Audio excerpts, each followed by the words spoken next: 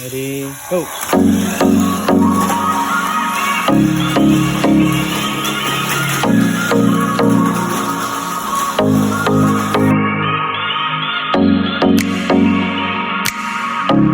This is Lextech Racing Hub.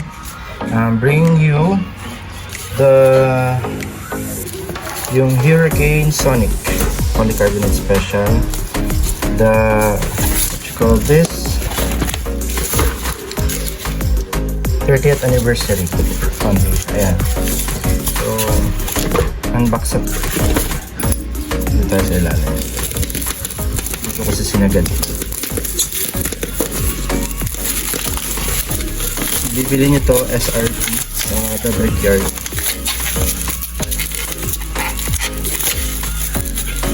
Parang may paper.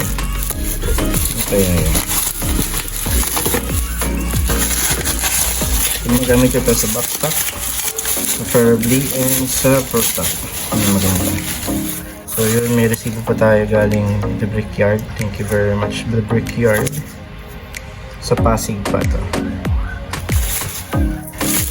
Anyway.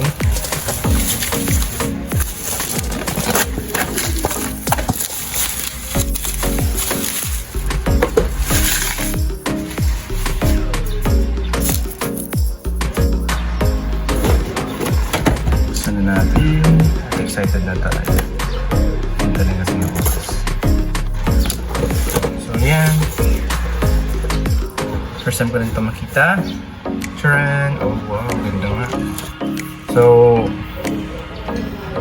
yan. So, hindi tayo nilet down ni Tamiya na naman. Kasi meron tayong Sonic na Polycow. Hurricane Sonic. Preferably gagamitin ko ito for box. Ayan. So this is a reinforced white chassis. Nice. Sunod, ito yung para sa polycow. Next is, so super hard siya, very good for box stock. Wow naman! Wow! Wow! Very good. Break in na lang tayo. So yun yung mga gears at saka dynamo. Also yung shock nandito na rin as usual. So yung mags niya spiral, 6 spokes to.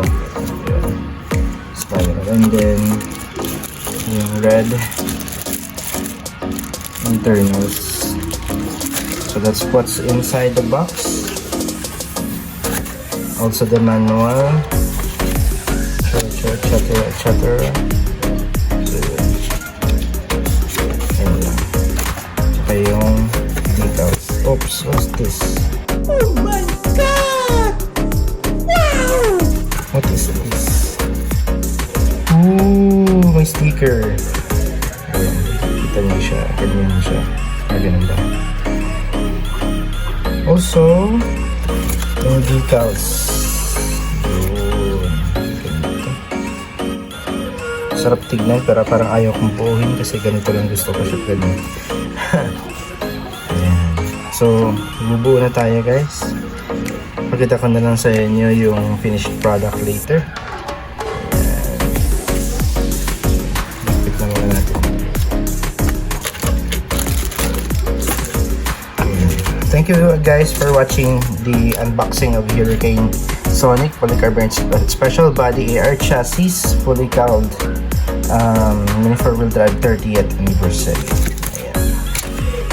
Reinforced polycow. Ito, so kailangan pa natin to ilagay. Oh no!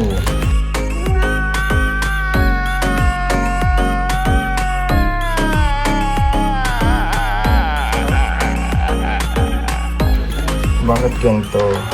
Anyway, may mabuti naman tayo dyan. Yun na lang ilalagay natin. Kasi mag-break in tayo, tapos ganito to.